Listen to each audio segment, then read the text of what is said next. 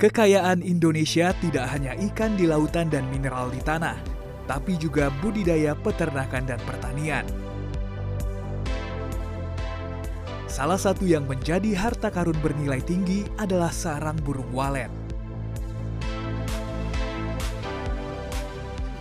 Dengan beragam manfaat dan harganya yang tak murah, tak mengherankan bila sarang burung walet dikenal sebagai emas putih di dunia kuliner. Besarnya permintaan sarang burung walet di dunia membuat komoditas yang satu ini memiliki potensi ekspor yang amat besar. Salah satu kebutuhan dunia itu adalah nutrisi yang kuat, dan sarang burung walet adalah pilihan-pilihan yang menjadi kekhasan kita. Indonesia merupakan negara pengekspor sarang burung walet terbesar di dunia. Berdasarkan data Kementerian Pertanian, pada 2020, Indonesia memasok 70% kebutuhan sarang burung walet dunia, disusul Singapura, Tiongkok, Hong Kong, dan Malaysia. Intinya sekarang ini kita tidak mengizinkan ekspor raw material. Jadi sarang burung walet kotor tidak boleh. Ke seluruh negara kita tutup. Nah, ini agar ada nilai tambah lah bagi Indonesia, terutama terkait dengan pembersihan. Ini kan perlu banyak karyawan. Keuntungan besar dari ekspor sarang burung walet ke Tiongkok dimulai pada 2015. Dipelopori Budi Meranata yang kini menjadi Ketua Perkumpulan Pengusaha Sarang Burung Indonesia, kerjasama ekspor-impor saat itu mengalami banyak kendala dengan banyaknya persyaratan yang harus dipenuhi. Sering dulu waktu zaman yang kita daftar itu, surat-surat yang dikirim ke sana sudah diterima, tapi nggak ada jawaban. Saya cuma kasih satu contoh dulu. Pemerintah Cina suatu ketika memberi suatu persyaratan yang di luar standar kita. Di surat kesehatannya, Certificate of Health, Health Certificate, harus ada bahasa Mandarin. Kita bingung semua, soalnya di Indonesia itu adanya bahasa Inggris, bahasa Indonesia, dua. Internasional sudah itu. Cina mengharuskan itu. Kita bilang, itu kita tulis surat, itu karantina, tulis surat. Kalau itu susah, soalnya di Indonesia nggak ada. Diam aja dia. Itu diamnya bukan 3 bulan, 6 bulan mungkin. Sekarang itu sudah jauh lebih sederhana daripada di awal-awal kita. Aturannya sudah semua jelas bisa dibaca. Tidak ada yang disembunyikan atau tidak ada yang orang tidak tahu. Tidak hanya pengusaha yang berbenah, Badan Karantina Pertanian pun diberi mandat untuk mengawasi dan memastikan kelayakan SBW yang akan diekspor ke Tiongkok. Sejumlah kebijakan teknis pun disusun guna memenuhi persyaratan negeri tirai bambu itu. Sangat berat tantangannya, karena pertama aturan Indonesia apa? Kita segera nyusun, tadi saya sampaikan. Kemudian yang kedua, pemanasan. Nah, pemanasan itu harus 70 derajat Celcius. Nah, ini kita nggak punya. Akhirnya teknik metode kita, Balai Teknik Metode kita, mencari inovasi bagaimana memenuhi pemanasan, memenuhi yang diminta Tiongkok. Akhirnya mengundang ahli dari teknologi pangan, mengundang ahli dari kedokteran hewan, bagaimana menciptakan alat pemanas itu. Demikian juga terkait dengan pemeriksaan nitrit, pemeriksaan mikroba. Tentunya teman-teman laboratorium kami mengembangkan juga menemukanlah bagaimana supaya pemeriksaan ini cepat.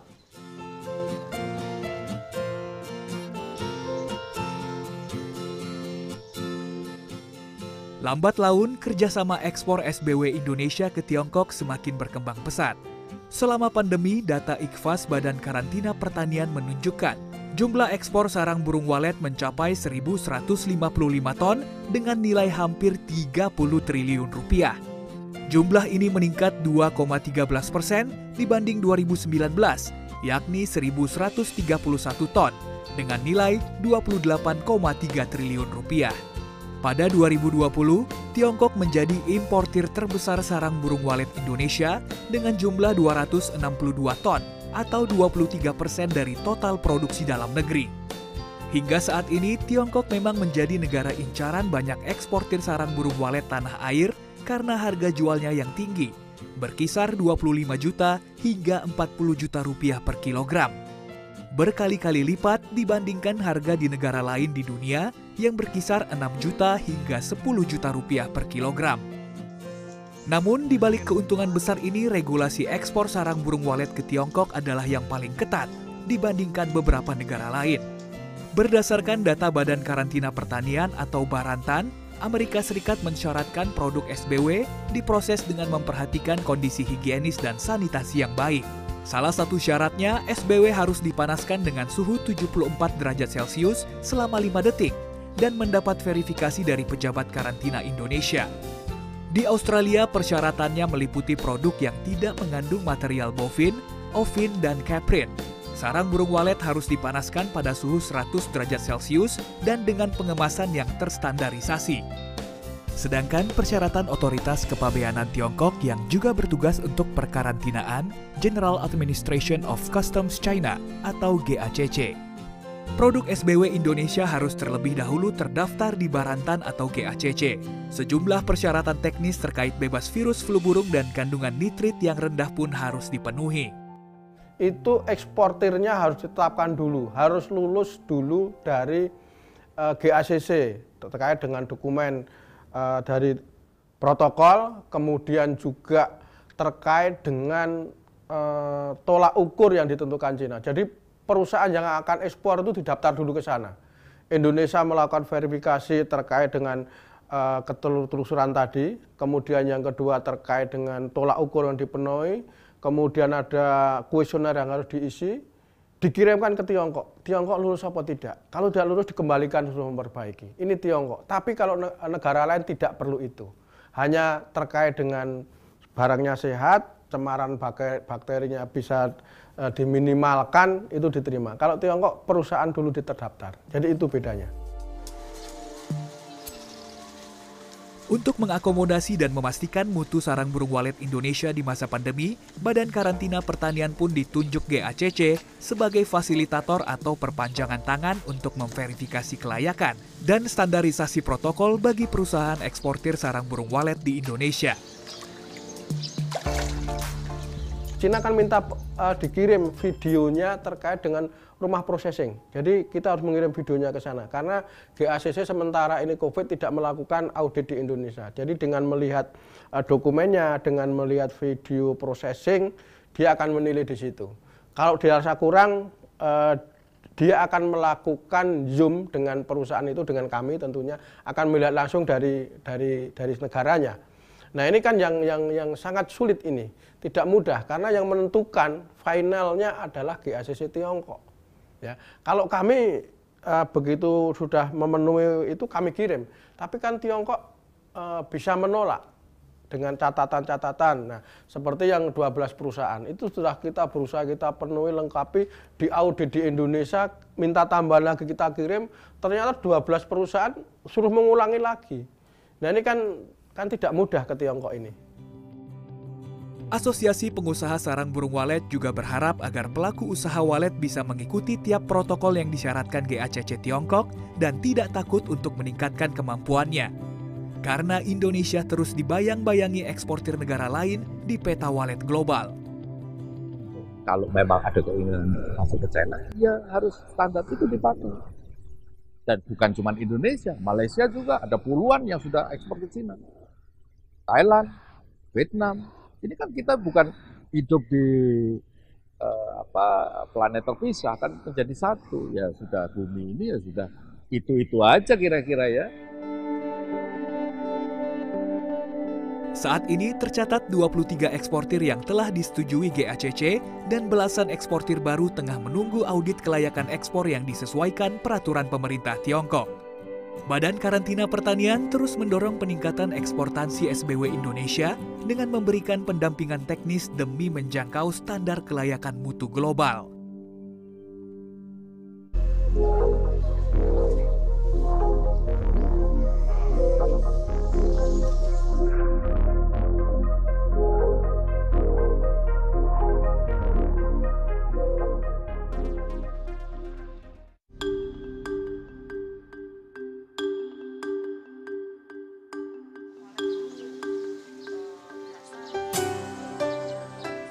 Tiongkok hingga kini masih menjadi tujuan primadona eksportir sarang burung walet Indonesia karena harga jualnya yang tinggi. 1 kilogram sarang burung walet atau SBW dengan kualitas terbaik bisa dihargai hingga 40 juta rupiah. Namun untuk menyasar pasar besar Tiongkok tidak mudah. Tiap perusahaan yang ingin melakukan ekspor harus menerapkan kebijakan teknis yang sesuai dengan protokol yang disyaratkan Otoritas Kepabeanan Karantina Tiongkok atau GACC. Aturannya sudah semua jelas bisa dibaca. Tidak ada yang disembunyikan atau tidak ada yang orang tidak tahu. Semuanya tahu. Ikutin aja persis seperti apa yang diminta. Kalau sekarang ada 200-300 prosesor. Dan sekarang lulus 13, nambah lagi mungkin nggak tahu 8 atau berapa. Silakan aja. Mau nambah 10 lagi silakan aja. Tapi mereka harus di-upgrade kemampuannya sesuai dengan standar internasional. China memegang standar internasional, mungkin lebih ketat dikit gitu loh. Tapi itu kan semuanya sudah begitu. Tidak bisa kita bilang begini, pokoknya saya mau seperti yang saya mau. Loh, jadi nanti berantakan. Salah satu upayanya, para eksportir dan asosiasi produk sarang burung walet harus memiliki sistem ketelusuran yang baik. Sehingga isu food safety bisa ditekan seminimal mungkin dan memudahkan penelusuran bila sewaktu-waktu terjadi penarikan kembali produk. Penyakit dia di protokol sudah bunyi, apabila Indonesia terjadi outbreak penyakit, dia akan menutup. Ya. Kemudian yang kedua terkait dengan keamanan pangan, terkait dengan ketertelusuran, Tiongkok juga menerapkan rumah walet yang akan diekspor ke Tiongkok harus diregistrasi oleh pemerintah Indonesia dan diketahui oleh pemerintah Tiongkok, rumah waletnya. Kemudian yang kedua rumah processingnya untuk memproses walet juga harus terregistrasi oleh pemerintah Indonesia dan disampaikan kepada Tiongkok.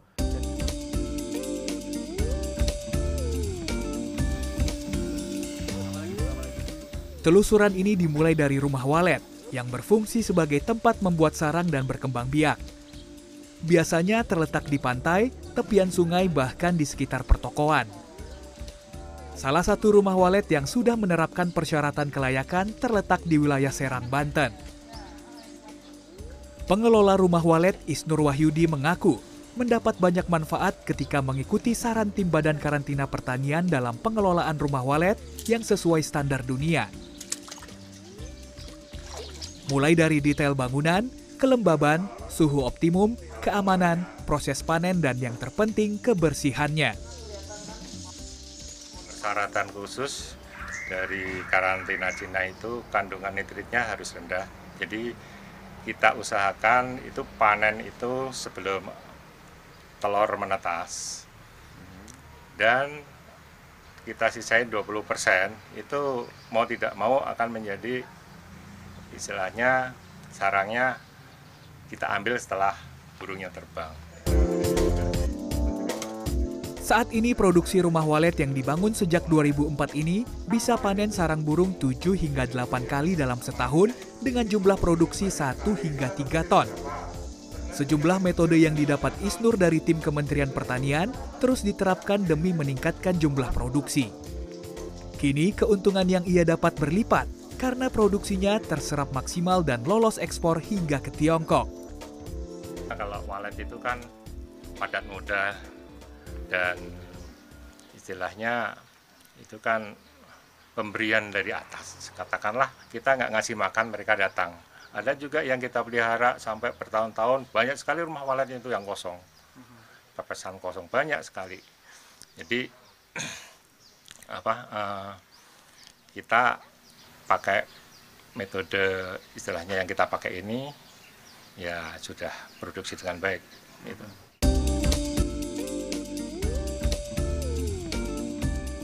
Tim Balai Karantina Pertanian Kementan di Soekarno-Hatta pun secara terjadwal mensupervisi rumah burung walet ini sejak 2012.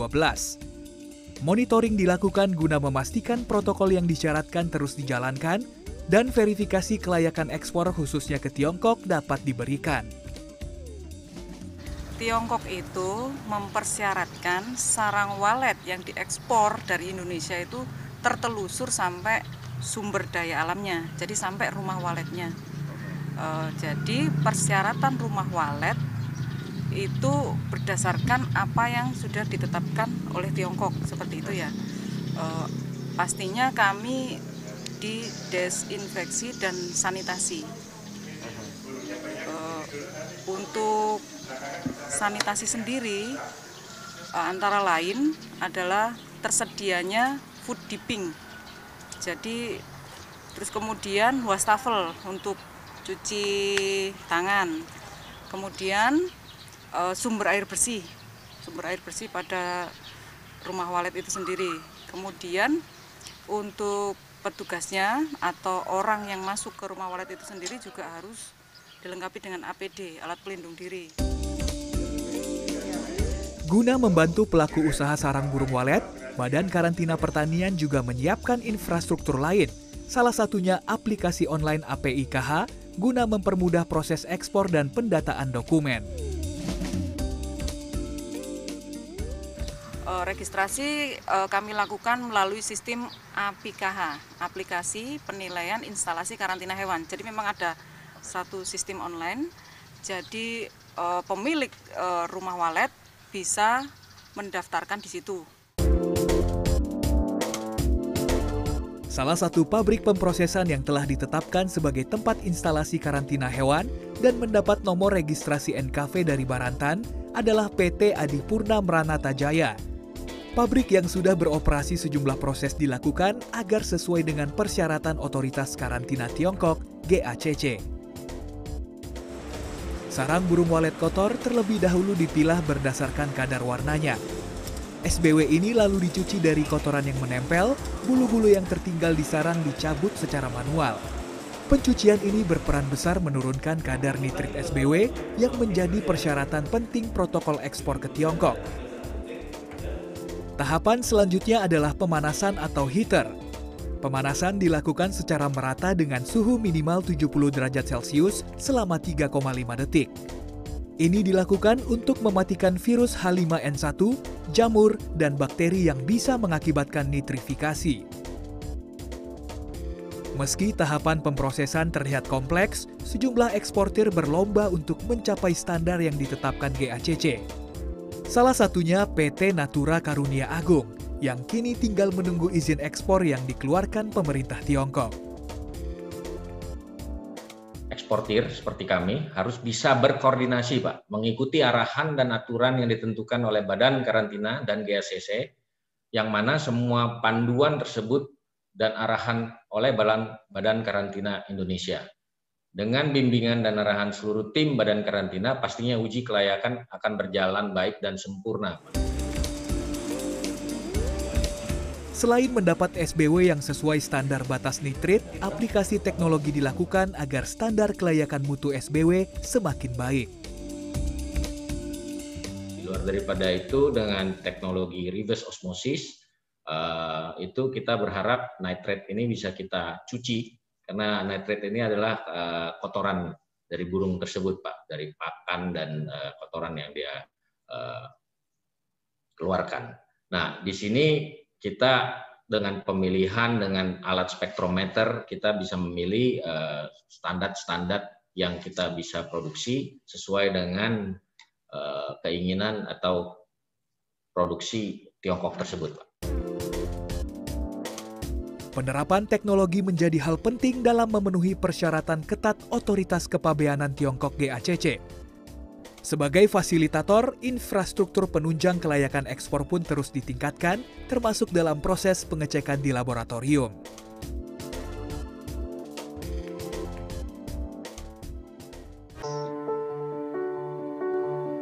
Pelaku usaha walet Indonesia yang memiliki minat mengekspor produknya ke Tiongkok terus berbenah, mengikuti tiap protokol yang disyaratkan pemerintah Tiongkok untuk mencapai kualitas produk ekspor. Mulai dari perizinan, bebas penyakit, keamanan pangan, dan ketelusuran. Produk sarang burung walet harus bebas dari virus, jamur, bakteri, dan batasan kandungan nitrit.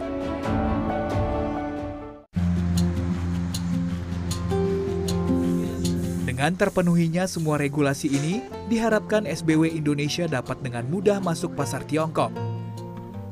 Dan untuk mencapai ini semua, Badan Karantina Pertanian atau Barantan memiliki sejumlah instrumen. Salah satunya Balai Besar Uji Standar Karantina Pertanian atau BBUSKP. Terletak di wilayah Rawamangun, Jakarta Timur, saat ini BBUSKP menjadi satu-satunya laboratorium pengecekan sarang burung walet yang mendapat rekomendasi GACC Tiongkok. Hasil pengecekan di laboratorium ini dinyatakan valid sebagai tolak ukur tercapainya standar mutu yang diharapkan. Di dalam pemenuhan persyaratan tadi, ya tentunya kan tidak hanya terlihat secara fisik, tapi kita juga harus membuktikan secara saintifik, secara ilmiah, yaitu dengan melakukan pengujian. Ada dua hal mungkin barangkali yang perlu kami sampaikan di kesempatan yang baik ini. Yang pertama adalah kaitan dengan pemanasan, untuk memastikan bahwa cemaran mikroba maupun kaitan dengan virus AI yang kemungkinan bisa terbawa itu bisa mati. Nah, kita dari Badan Karantina Pertanian didukung dengan Balai Uji Terap ya, Karantina Pertanian yang ada di Bekasi telah mampu melaksanakan serangkaian uji untuk menciptakan, untuk membuat satu alat terstandar yang untuk memastikan bahwa sarang burung walet yang dilakukan perlakuan tadi ke dalam alat tadi itu bisa dipastikan dengan suhu 70 derajat selama 3,5 detik itu bisa clear mati gitu ya. Dan alat ini kebetulan sudah mendapatkan pengakuan dari Kementerian Hukum ya, Kemenkumham ya, Hukum kaitan dengan hak paten ya. Itu yang pertama kaitan dengan perlakuan ya.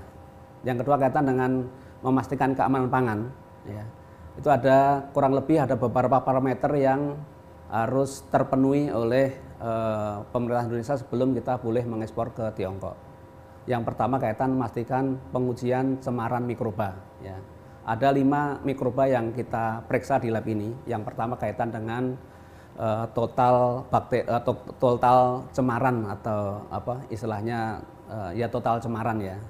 Yang kedua adalah coliform, yang ketiga kaitan dengan pengujian bakteri E. coli, dan yang keempat salmonella, dan yang kelima adalah kaitan dengan pengujian Staphylococcus aureus. Ketiga kaitan dengan pengujian sulfit dan peroksida. Ini juga mungkin kaitan dengan pada saat proses pembersihan itu ya.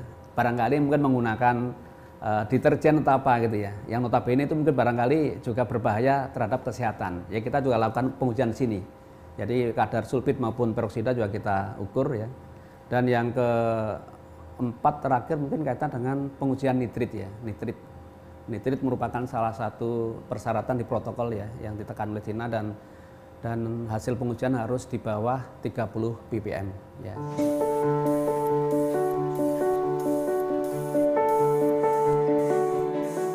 Pusat pengecekan sampel sarang burung walet di Indonesia ini juga sudah mendapat akreditasi Badan Pengaturan Standar Internasional atau ISO terkait sistem mutu laboratorium dan anti penyuapan.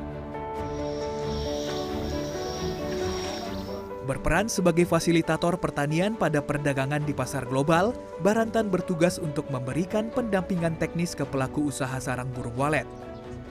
Badan Karantina Pertanian atau Barantan terus memfasilitasi dan mendorong bertambahnya ekspor sarang burung walet Indonesia ke pasar dunia, sekaligus menambah kapasitas jumlah produksinya.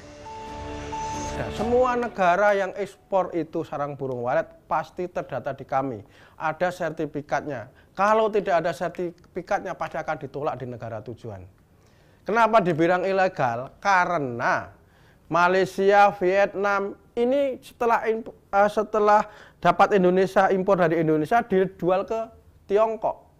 Ya. Ini yang dibilang ilegalnya seperti itu, bukan Indonesia ke Tiongkok, padahal Indonesia melalui negara ketiga. Ya, melalui negara ketiga ke Malaysia, ke Vietnam, Singapura, dia jual lagi ke Tiongkok. Sebetulnya kalau di sisi kami tidak ada ilegal. Selain menambah negara tujuan ekspor, Barantan meningkatkan sinergisitas dengan berbagai stakeholder seperti pemerintah daerah, pelaku usaha, dan pemilik rumah walet untuk dapat memperluas area budidaya serta menambah kapasitas jumlah produksinya. Ini sesuai dengan program upaya peningkatan ekspor pertanian berupa gerakan 3 kali ekspor pertanian atau GRATIEX yang digagas oleh Menteri Pertanian Syahrul Yassin Limpo. Kita menggandeng para pelaku usaha untuk bisa mencari terobosan negara tujuan, kemudian tentunya terkait dengan produksi, kita diskusi komunikasikan dengan dirjen teknis, dengan pemerintah daerah, karena sebetulnya potensi sarang burung walet ini masih banyak, ya, masih banyak yang belum tergali, ya. Di daerah-daerah sekarang sudah berkembang sarang burung walet itu ke arah timur, ya, yang harus kita tingkatkan terus. Dengan adanya pengawasan dan pendampingan teknis yang diberikan oleh Badan Karantina Pertanian ini menjadi tonggak pencapaian mutu yang sesuai standar ekspor. Sehingga emas putih harta karun Indonesia ini memiliki nilai tawar yang tinggi di dunia dan menjadi salah satu tulang punggung devisa negara.